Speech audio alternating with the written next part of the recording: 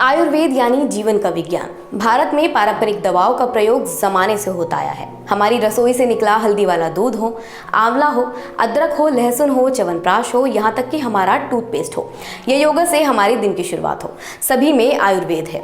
Corona के आ जाने के बाद से प्राकृतिक उपचारों, पारंपरिक तथा वैकल्पिक दवाओं एवं जड़ी बूटियों की ओर झुकाव दुनिया भर में बढ़ता जा रहा है। पीएम मोदी आयुर्वेद पर कहते हैं कि प्लांट से लेकर आपकी प्लेट तक, शारीरिक मजबूती से लेकर मानसिक कल्याण तक आयुर्वेद और पारंपरिक चिकित्सा का प्रभाव अत्यधिक है। हिता हितम सुखम दुखम आयुः तस्य हिता हितम मानम च तस्य यत्र उक्तम आयुर्वेद स उच्यते। From the plants to your plate, from matters of physical strength to mental well-being. The impact and influence of Ayurveda and traditional medicine is immense.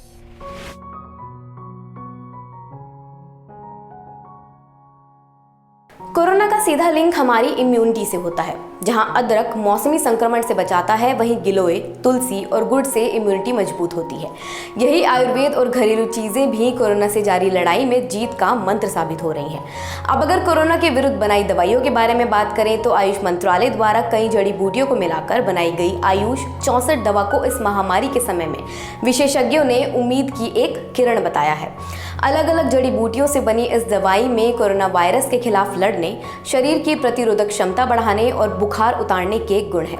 Doctor Harshvardhan इस दवाई को लेकर कहते हैं, Ayurveda has a holistic approach towards disease management. The interventions advocated for COVID-19 like Guduchi, Ashwagandha, Guduchi and Pipali combination and Ayush 64 have a substantial number of studies which prove their immunomodulatory, antiviral, antipyretic and anti-inflammatory properties. These interventions have also shown a good binding affinity with COVID-19 virus in silico studies. Furthermore, on the recommendations of the interdisciplinary task force set up by the government, scientific studies have also been initiated with the aforesaid remedies to assess their impact in the prophylaxis, secondary prevention and management of COVID-19 afflicted cases.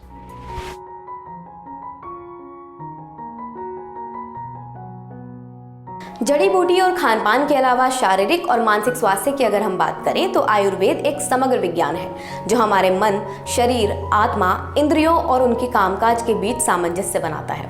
Ayurveda में तेल मालिश को नियमित रूप से करने का सुझाव दिया गया है। सदियों से हमारी दादी नानी और माँ के हाथों की मालिश शारीरिक और भावात्मक रूप से व्यक्ति को बलवान बनाने का कार्य कर रही है।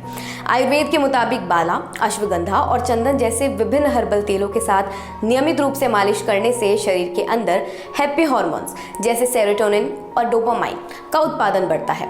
वहीं शारीरिक स्वास्थ्य की अगर बात करें तो आयुर्वेद शरीर और मन को नियंत्रित करने की शक्ति को बढ़ाने के लिए योग के नियमित अभ्यास की सलाह देता है।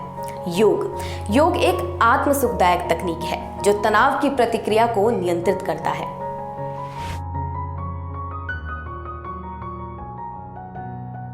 भारत की आयुर्वेद पद्धतियां आज पूरे विश्व में सराही जा रही हैं। उदाहरण के लिए हल्दी की बिक्री हर साल कई गुना बढ़ रही है और भारत में इस एंटी एलर्जन की सबसे बड़ी खेती होती है।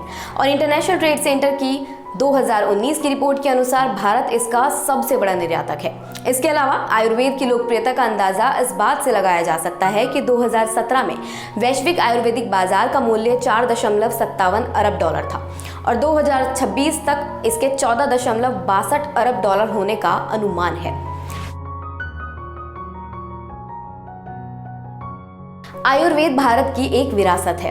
कोरोना से मुकाबले के लिए जब कोई प्रभावी तरीका नहीं था तो भारत के घर घर में हल्दी, काढ़ा, दूध जैसे अनेक इम्यूनिटी बूस्टर उपाय बहुत काम आए। इतनी बड़ी जनसंख्या वाला हमारा देश अगर आज संभली हुई स्थिति में है तो उसमें हमारी इस परंपरा का बहुत बड़ा योगदान है। आयुर्वेद का ज्ञान आज भी ज़्यादातर किताबों में, शास्त्रों में और थोड़ा बहुत दादी नानी की नुस्खों में सीमित है। ज़रूरी है कि हम इस ज्ञान को आधुनिक आवश्यकताओं के अनुसार विकसित करें, क्योंकि इसी में पूरी मानवता की भलाई है। आज की इस वीडियो में बस इतना ही। धन्यवाद।